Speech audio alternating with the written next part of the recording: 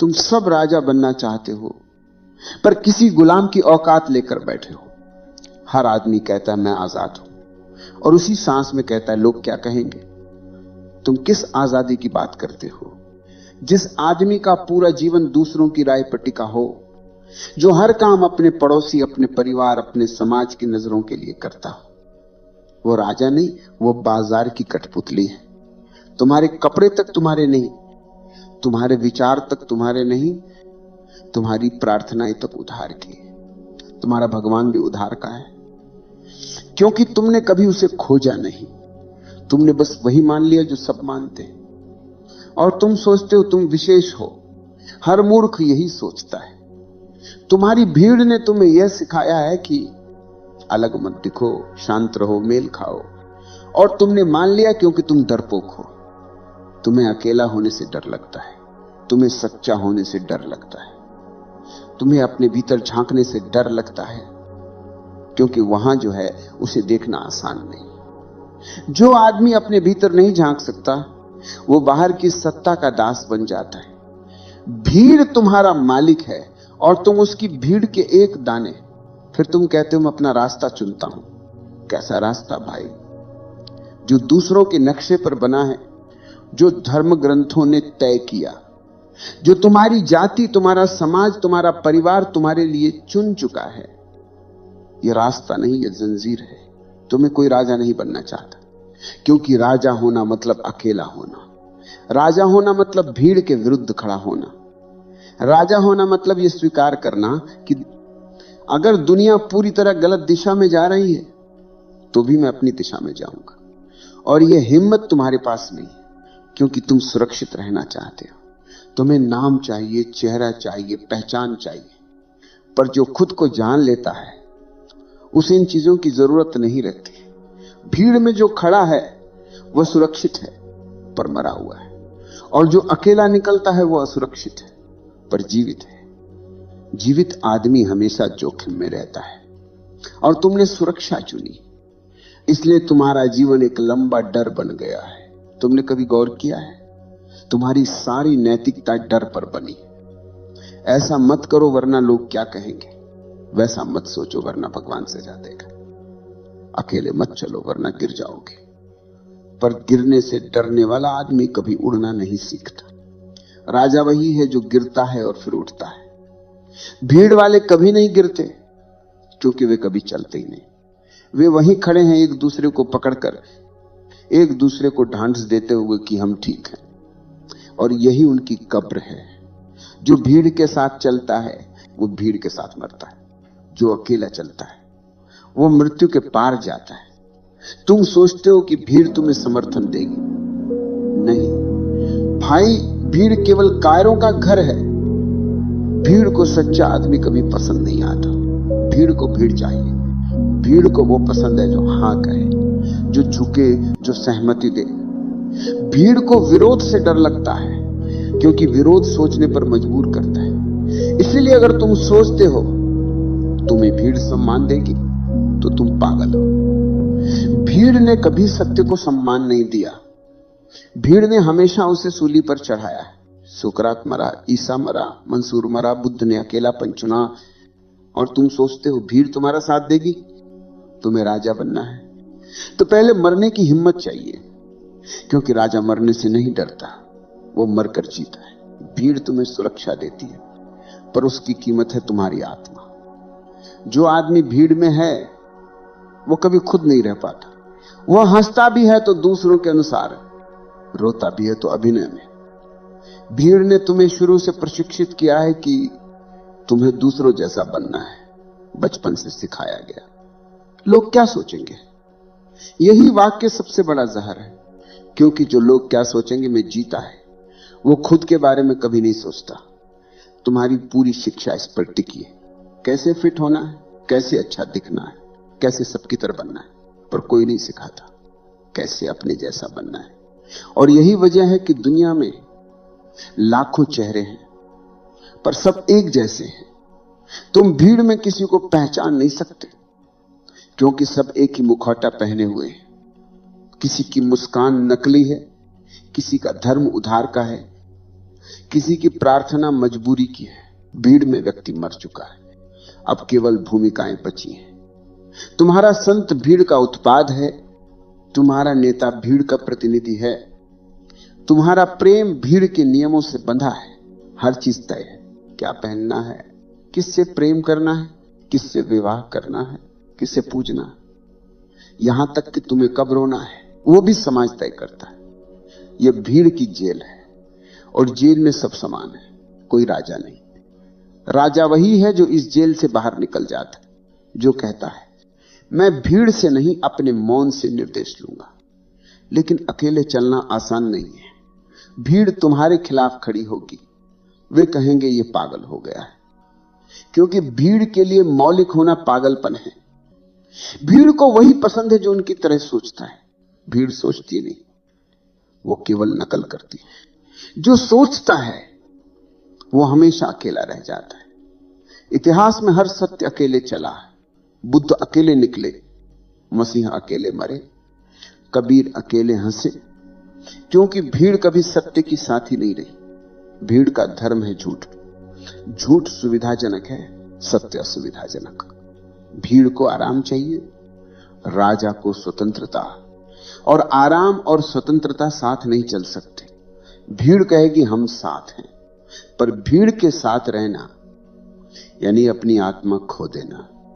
भीड़ से निकलना डरावना है, पर वही यात्रा शुरू होती। जिसने अकेलापन नहीं जाना वो आत्मा को नहीं जान सकता। अकेलापन तप है, भीड़ नशा। भीड़ में आदमी भूल जाता है कि वो कौन है, अकेले में उसे याद आने लगता। और याद आना दर्दनाक है, क्योंकि सारा झूठ टूट जाता है, पर उस टूटन से ही जन्म होता है। भीड़ से बाहर निकलना मृत्यु जैसा है, पर वही दूसरी जन्म की शुरुआत है। राजा वही है जो मरकर जीना जानता है। वो भीड़ की मौत मरने से इनकार करता है। वो अपने भीतर के साम्राज्य में लौट आता है, जहां न कोई भगवान है, न कोई आदेश, सिर्फ मौन है, और वही उसका राज्य है। जो आदमी अकेला चलने की ठान लेता है, भीड़ उसके खिलाफ खड़ी हो जाती है।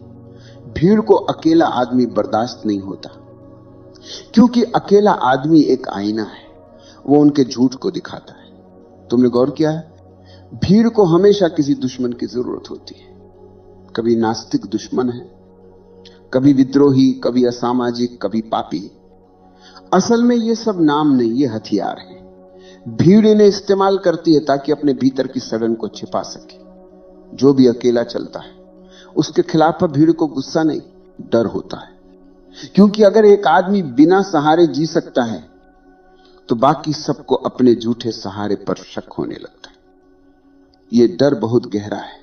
इसलिए जब तुम अलग चलते हो तो भीड़ तुम पर हंसेगी, फिर नफरत करेगी, फिर पत्थर मारेगी, पर अंत में वही भीड़ तुम्हारी मूर्ति बनाएगी, क्योंकि वो मरों से नहीं डरती, सिर्फ जीवितों से डरती है। ये समाज संतों से प्यार नहीं करता, ये मृत संतों से प्यार करता है, क्योंकि जीवित संत प्रश्न पूछता है, मरा हुआ संत केवल पूजा करवाता है।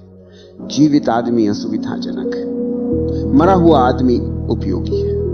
भीड़ को मृत शरीर चाहिए, क्योंकि मृत शरीर विद्रोह नहीं करता, और भीड़ का यही रहस्य है, वो हमेशा जीवन के खिलाफ खड़ी है। उसकी हर संस्कृति, हर परंपरा, हर नैतिकता जीवन के विरुद्ध है, क्योंकि जीवन अनिश्चित है और भीड़ को निश्चितता चाहिए। तुम देखते हो, हर आदमी सुरक्षा चाहता है। वो घर में ताला लगाता है, दिल में दीवारें खड़ी करता है, दिमाग में नियम बनाता है। उसने खुद को ऐसे बांध लिया है कि अब कोई हवा भी नहीं आ सकती। वो मरा नहीं है, पर जीवित भी नहीं। भीड़ सुरक्षा है, पर उस सुरक्षा की कीमत है स्वतंत्रता। और हर बार जब तुम सुरक्षा चुनते हो, तुम अपनी स्वतंत्रता बेचते हो। जो आदमी ये सौदा करता है वो कभी राजा नहीं बन सकता।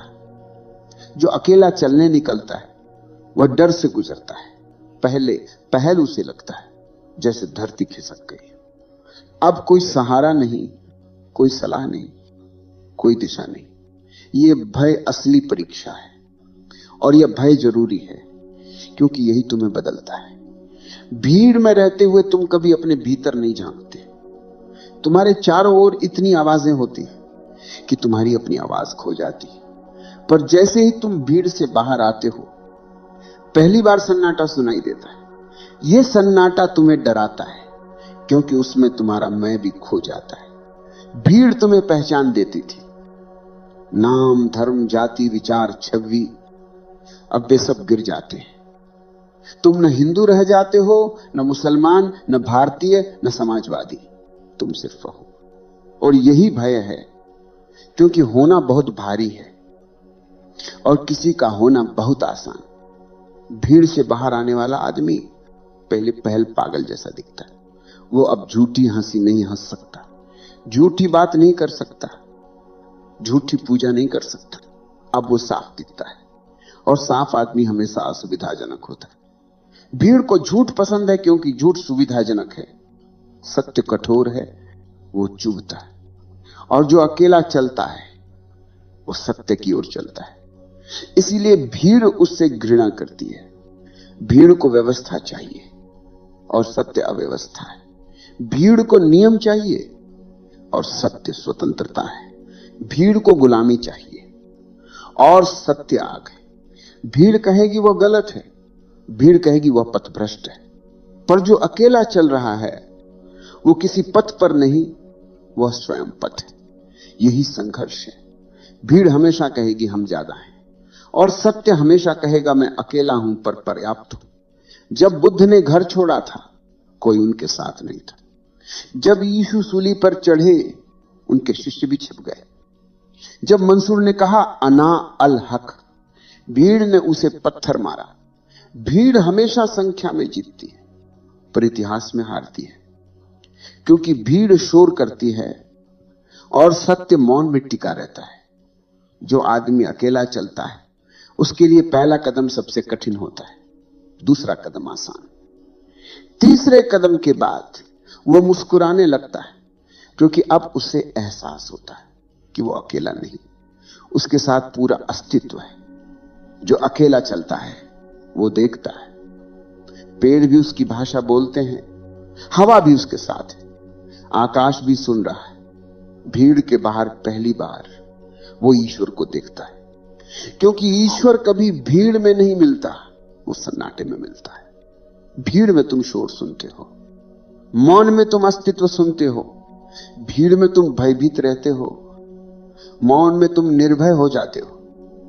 भीड़ में तुम नाम ढूंढते हो, मौन में तुम नामहीन हो जाते हो। और वही नामहीनता राजत्व है। राजा वही है जिसे अब किसी पहचान की जरूरत नहीं। वो कुछ बनना नहीं चाहता, क्योंकि वो पहले ही है। उपनिषद में एक वाक्य है, नायमात्मा बलहीन लभ्य, आत्मा दुर्बल को नहीं मिलती। और दुर्बल कौन है? जो भीड़ में सुरक्षित रहना चाहता है, जो अकेला चलने से डरता है, जो अपने सत्य के लिए मर नहीं सकता, वो दुर्बल है। शक्ति का अर्थ मांसपेशियों से नहीं है। शक्ति का अर्थ है तुम अकेले हो और फिर भी शांत हो, तुम्हारे खिलाफ पूरी दुनिया खड़ी है और फिर भी तुम डरे नहीं। ये है शक्ति। ये श्लोक कहता है कि केवल वही आत्मा को जानता है जो अकेले चलने का साहस रखता है, क्योंकि आत्मा भीड़ का हिस्सा नहीं है। आत्मा भीड़ से मुक्त चेतना है। भीड़ तुम्हें बताती है मिलजुल कर रहो, सहयोग करो, पर क्या तुमने देखा नहीं ये सहयोग कैसा है? ये मजबूरी का सहयोग है।